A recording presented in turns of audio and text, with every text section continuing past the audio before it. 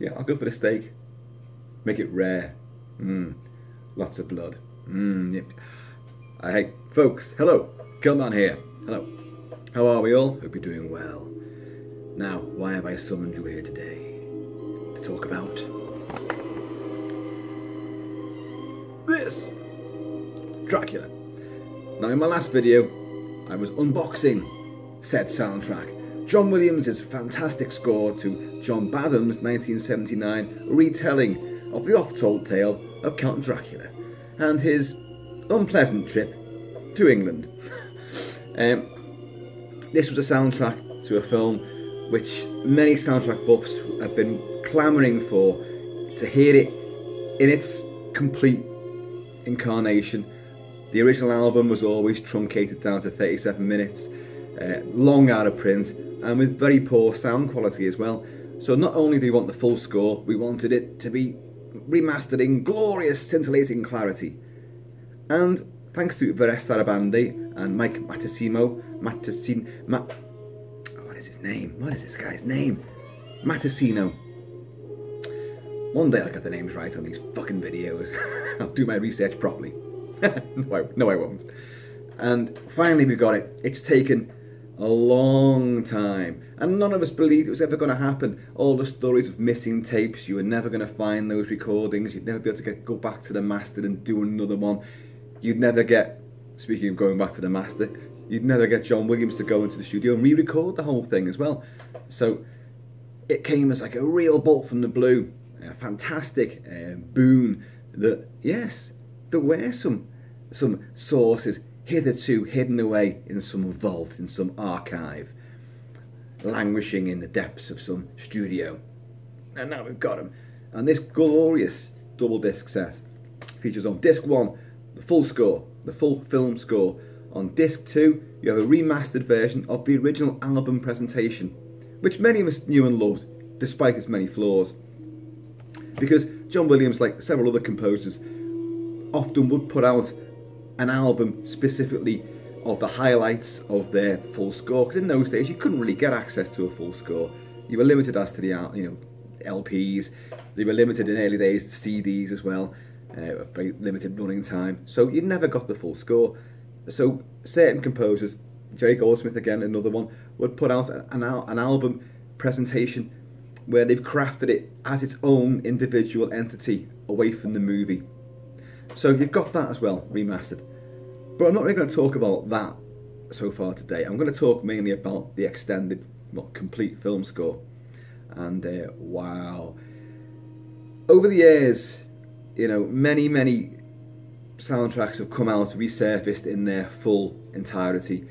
And in some cases, they're long awaited and you, my God, I finally got it.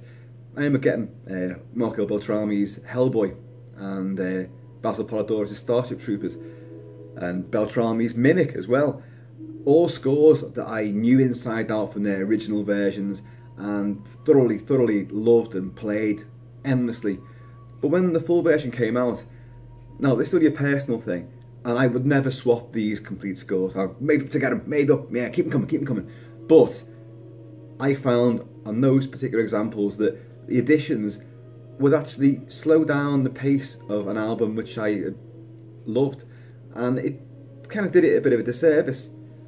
You could program out a lot of these bits, a lot of these cues, but some are combined and some are extended versions of original tracks, and it's not as easy as you think. And that's why it comes as such a tremendous relief that this score in its entirety is just non-stop gorgeous. I love every second of this score. It's playing quietly in the background here, but I will highlight some particular cues to illustrate what I'm talking about. And going back to this score, 1979, John Williams was, his meteoric career, Jaws, Star Wars, Close Encounters, 1941, this guy's name, he became a household name because all those kids who love Star Wars were getting the soundtracks. So our parents were getting driven demented, with bloody music when they wanted like Shoddy Body playing or some of that kind of shit at the time. I mean, hogging the stereo. But he was the go-to guy, and he still is. You know, his name, he is cinematic, symphonic gold, isn't he? Now, I'd argue that the 70s was the real zeitgeist for him, and then the early 80s with Indiana Jones and, you know, the continuation of the Star Wars saga, the original trilogy. You know, this was the real, you know, boom time for him. And you can hear in this, I think anyway, there's a fair bit of all things, Jaws is in this score. In several cues there are the urgency, the frenzied, agitated strings, which are very, very reminiscent of not only Jaws, but Jaws 2 as well. And a lot of people go like, oh, John Williams never really did any horror scores apart from this. Well, he did Jaws and Jaws 2. They're horror films. They're about a giant monster shark eating people, you know? It's a horror film. It's a horror score. He would also, in later years, do Steven Spielberg's War of the Worlds. Now, although that film certainly has elements of horror to it, and I love the film, good elements of horror to it, very suspenseful, very thrilling, very exciting, very dark. It's more of a sci-fi movie than it is a horror film, and yet John Williams went back to his dark side and produced a very untypical of his style, his usually colourful and overblown, very buoyant, very optimistic and exciting tour de force thrill ride type of a score. And he stripped it down to very sort of linear, dark, deadly, frightening. He created a horror score, in effect. So let's come back to Dracula. A horror film, of course, about a vampire. The king, the lord of the undead, Count Dracula, comes to England for... I've never really understood what the hell Dracula ever comes to England for, because it doesn't make any sense. And he's never here for long. He gets here, he puts the bite on a few people, he gets pursued by vampire hunters, and he tries to fucking flee back to, you know, Transylvania. So it's a bit of an ill-fated journey for him. All ends very badly for Dracula. I would say that only Christopher Lee and Hammer's version of Dracula and the ensuing movies showed him at his most aristocratic and commanding best as a character, because he didn't give a fuck about eternal love. He wasn't trying to find, you know, the love of his life, a soulmate for a guy that has no soul. He wasn't doing that. He was just putting the bite on the fittest bit of totty that he could find, and then go back to his fantastic chateau, castle, villa. In Hammer films, it's more like a country house than a fucking castle. But it never really made any sense to, you know, to make a journey to England. I know, like in Francis Ford Coppola's version, you know, he wants to discover life in all its many variations, and I can understand that. That kind of makes a bit more sense. But it all dovetails into the usual thing, like, and then having to flee, and of course, all goes titty up for the Count.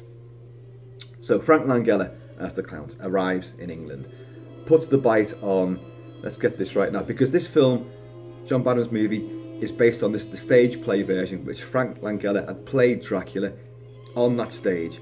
So although we get a few more locations now, because you're cinematic, got a few more action scenes going on, but it's still a very condensed version of the Dracula story. Like, we don't get Transylvania at all. It's all Whitby and Carfax Abbey in England. And they bring the cast down as well, the cast members, and they do a crazy little mixture. Abraham Van Helsing, the famous vampire slayer, well, what was Lucy Westenra becomes, hang on, no. What was Mina Harker becomes his daughter. So she's Mina Van Helsing, okay, played by Jan Francis. And instead of Mina being the main target of Dracula, it's Lucy Westenra, who in other versions is the first victim, but she's the one that he falls in love with. Anyway, enough of all that. Let's get back to John Williams and this fantastic music, which I will now turn up slightly. Because this score is built around a very dark, brooding, yet sensuous love motif, a romantic phrase, which is spiralling up and full of, you know, dark destiny and hope, but dread really creeps into it, and unease creeps into it. And that forms the backbone of this score. And this score is profoundly symphonic. You hear that? The Dracula motif, the main theme for the movie. It's beautiful. When you'll hear, like, listen now. You've got this dark, swelling undercurrent of deep unease and trepidation. Things are going to go very, very badly for some people in this movie. Listen to it. Isn't it gorgeous? It's gorgeous. It's swelling. It's tempestuous. It's wonderful. Totally wonderful. But it's a very, as I say, a very symphonic type of score. John Williams, of course, that's what he does. That's how he makes his scores. Beautifully lush, fabulously orchestrated, full-bodied. He will bring every element of the orchestra into his scores. And then you get these busy sections. And I love these bits as well, because something that he does, and it's in most of his big bombastic scores, he'll have this driving rhythm that's cutting straight through, but that allows for, around it, lots of these whippoorwills, these sort of little devilish gusts and flourishes from primarily the woods. You've got lots of clarinets, you've got piccolo, you've got bassoon, you've got oboe that do these little colourful little diversions all around you. So this main theme might be cutting there, but it's going to have these little sprites, these musical sprites, igniting left, right and centre. And it just adds so much depth and colour. Sometimes, in his later scores, I will say that he became a little bit too exhausting when it came to bringing in every element of the orchestra. Namely, the prequels, the Star Wars prequels, the ill-fated Star Wars prequels. Don't get me wrong, there's plenty of good stuff in them. The Duel of the Fates theme running through Phantom Menace, the romantic love theme from Attack of the Clones is fantastic too. But around it, his action sequences, his non-stop scoring, non-stop spotting of whatever's happening, whoever's on screen, it just gets filled with so much colour and so much stuff happening that I'm frankly removed from the passion and the verve and the drive of the score. Another one, Indiana Jones and the Kingdom of the Crystal Skull. Holy shit, what a clusterfuck of a movie, and I didn't like the score either. But horses for courses, I adore this score. A lot of people, don't raise it that highly. Well, it was a missed opportunity. It could have been a full overblown gothic, extravaganza. I personally believe it is. And I would put it up there with the likes of Jaws, Close Encounters, Star Wars and Superman in my own personal list of preferences. I think it's funny how James Bernard, who worked for Hammer, his score for Dracula was carried on for a lot of the Dracula movies. Dun, dun, dun, Dracula! And of course, John Williams would employ a similar thing for Superman. Superman! And he didn't do it for Dracula himself. But this is dark, it's deadly, it's seductive. You'll hear that main theme a hell of a lot throughout this score in various permutations. I haven't got a problem with that. When I was playing this the day when it first arrived, I was playing it over and over again. Like, the wife seemed to appear in the room every time that main theme come on, and she was going, "Oh, is that all this is? Is that just that theme all the way through?" I suppose, if you don't know the stuff, you don't sit and listen to it, you're going to go, yeah, it's pretty much predominant.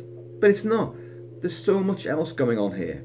I'm going to whisk you on to a couple of bits where it really recalls the frenzied, terrifying agitation of Jaws. And you've got the attack on the cage is definitely referenced here.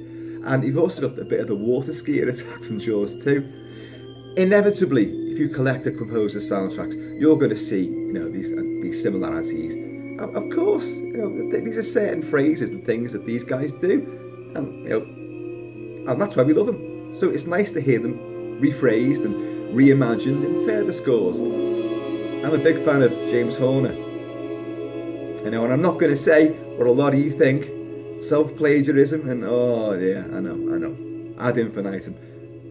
Doesn't matter to me, I still love him.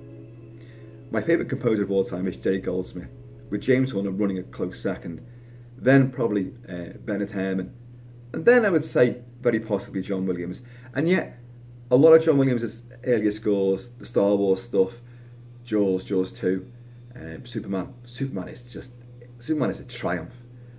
I would possibly say that Superman is the best overall score that John Williams has come up with.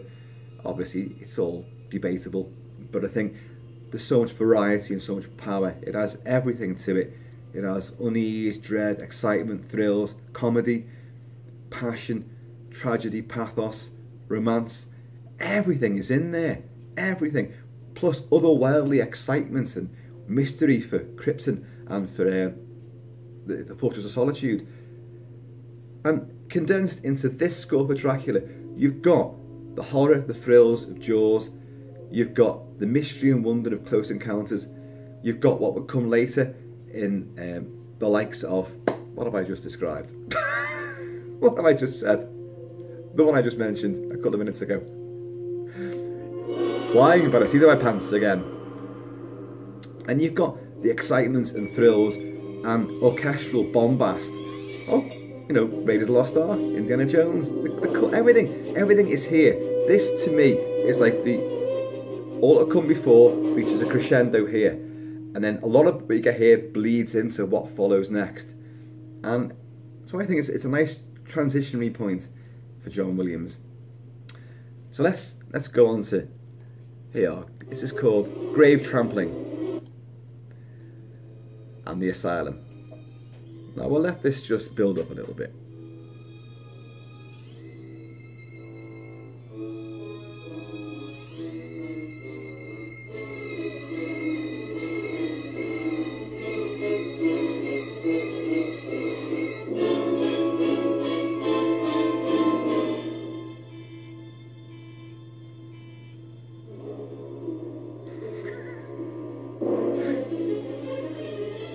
Something beeping behind me.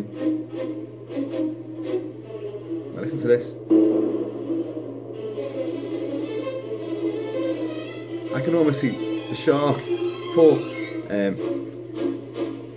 Matt Hooper, Richard Dreyfuss is in the cage. Sharks all around the place. Those frenzied strings. See your teeth on edge, don't they?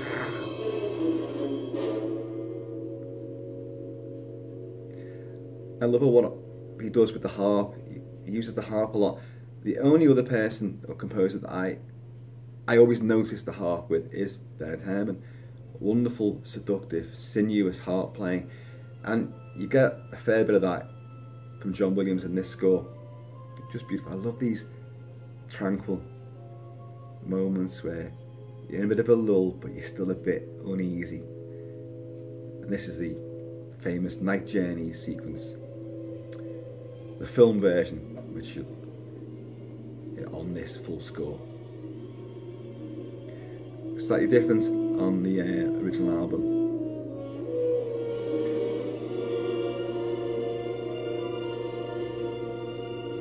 Lush, it's beautiful, there's depth to it. It's romantic, it's mysterious.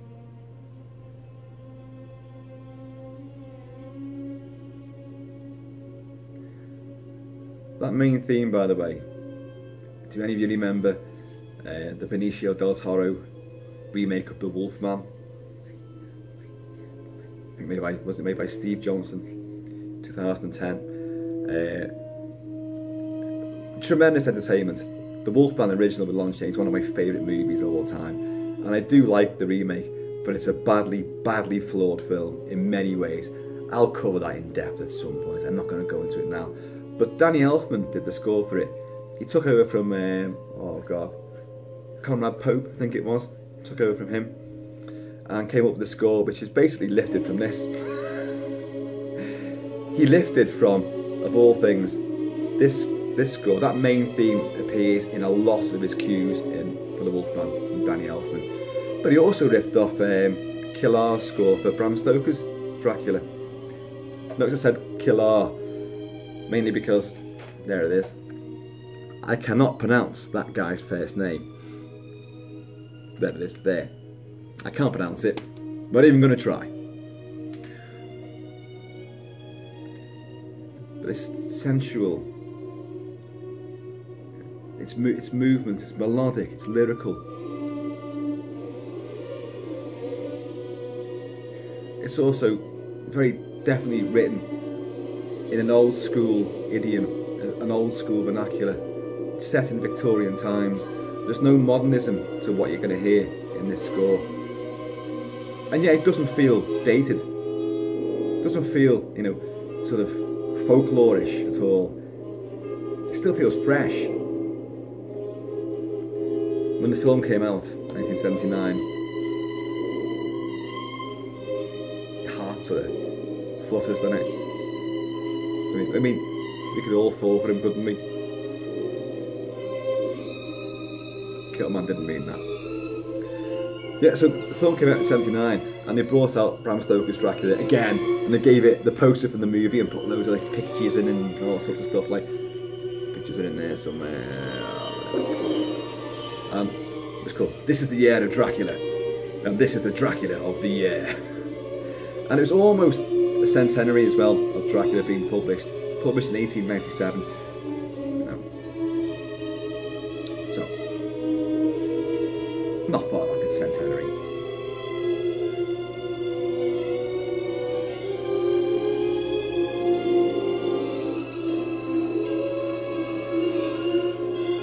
It's delicious, isn't it? Let's say the horror elements were really kept to a minimum in this film. It was a parlour room murder mystery, you could say, but darkly baroque, fantastical romance to it, deep, dark and sinister. But it did have Jan Francis as the returned from the grave Mina, Abraham Van Helsing's daughter, and she's a ghastly sight when they go down into the catacombs, because Van Helsing knows she's been bitten by a vampire. He's going to have to put a stake through her heart. And in a very disturbing sequence, she appears again, this emaciated, pale, sort of peeling corpse, wide bloodshot eyes with blood dripping down from her lips, wicked long fingernails, and she tries to seduce her father, and it's a ghastly sequence, but it's the one moment of real true horror in the film. Very, very exciting, you know, very thrilling. Let's go on to a bit of that. Let's go and find, what's this? This is the attack.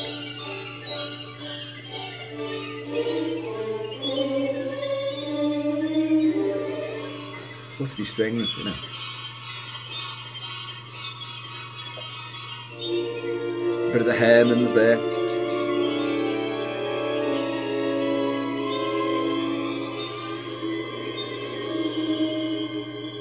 He reaches a scintillating pitch with these things, with these elements that really electrify you. And this is a score full of lots of crescendos and climaxes. I mean, Night Journeys, which is also the love scene on the original album.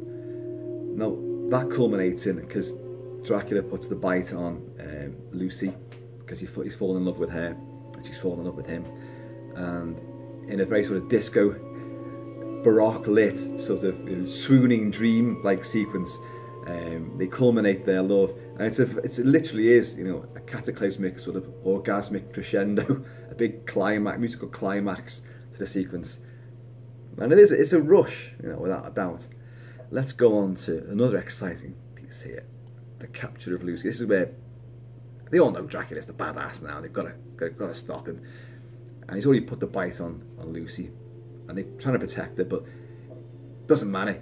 They've confronted him. He's got away. He's like, fuck you lot. Fuck England. I'm going to get this girl, and I've got to get back to Transylvania. I've had it with Blighty, you know, and civilization. Go back to my rotting castle.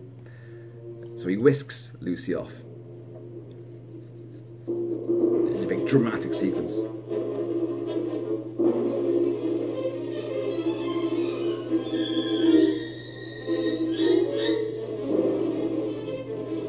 See again, can you hear Jaws in this?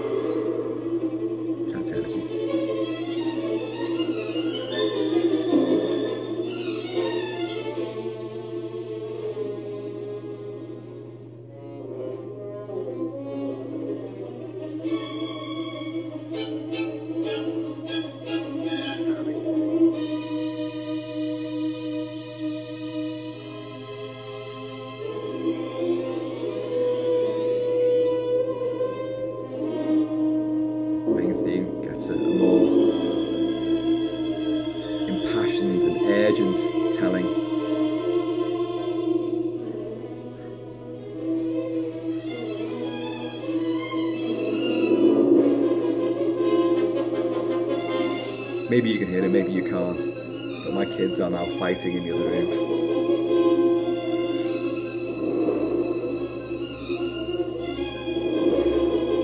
I'll get a studio one day, and I'll lock all the fucking doors, I'll bar them. Just be me, a camera, music, and whiskey.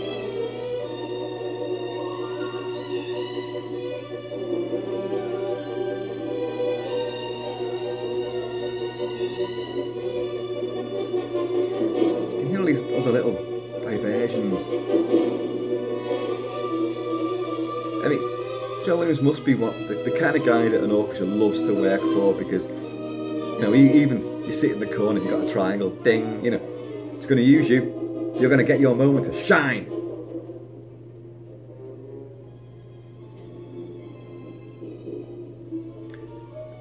And of course, the good guys are going to have to go in pursuit to Scarborough.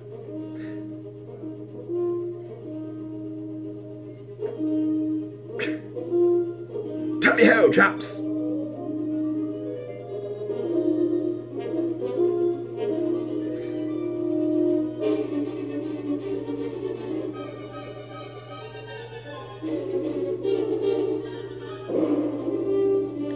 See, you know, it's thought of as being a romantic score. It's very sensuous, very seductive, lilting, melodic, but you've got these action-packed passages too. And this almost sounds like something from Star Wars.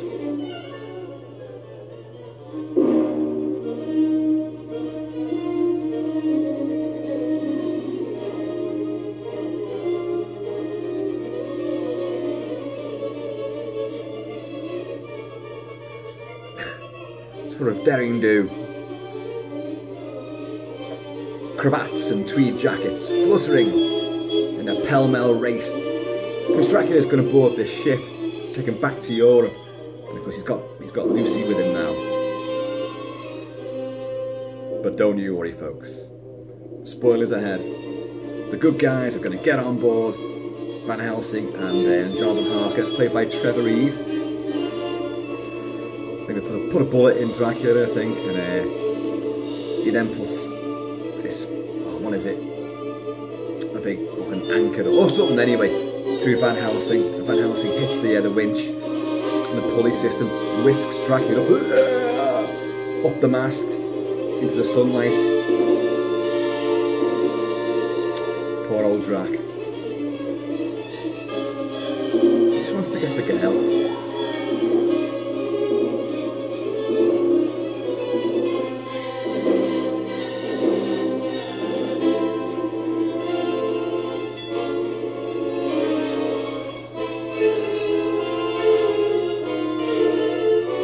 I love it. It's so exciting.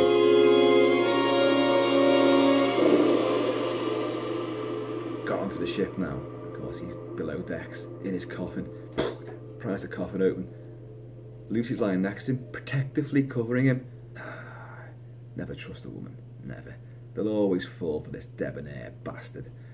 with a bit of an exotic accent. Yeah, yeah, yeah. Well, I wear a kilt.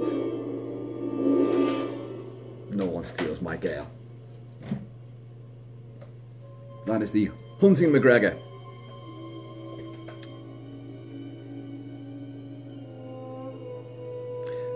It's just an extended version of Dracula's Death. See, you're talking about the album now, what is it? I think it's 72.5 minutes.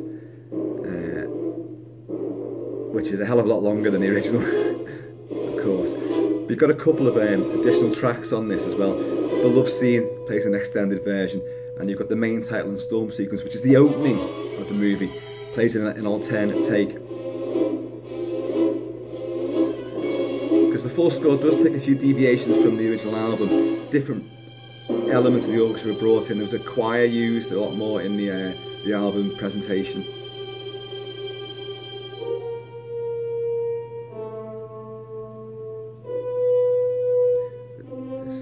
With Dracula, but you know, he won't get his end away this time. No.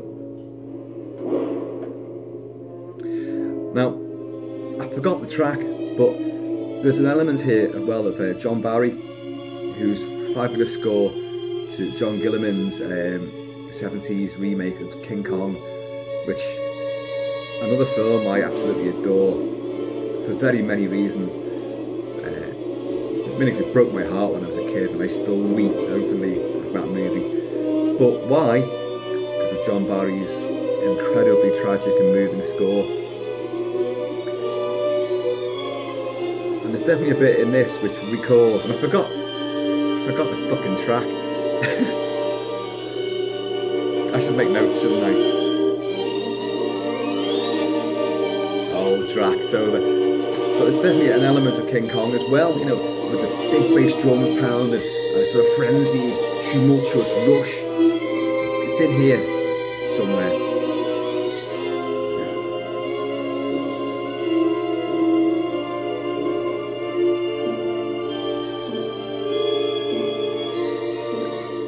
This isn't the best telling of Dracula.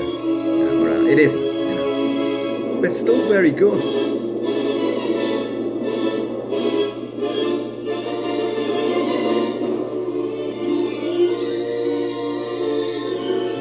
Did you hear that stabbing?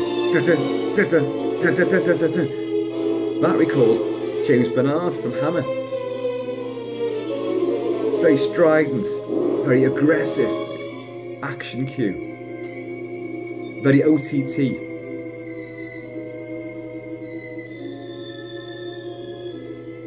Yeah, I say it's not the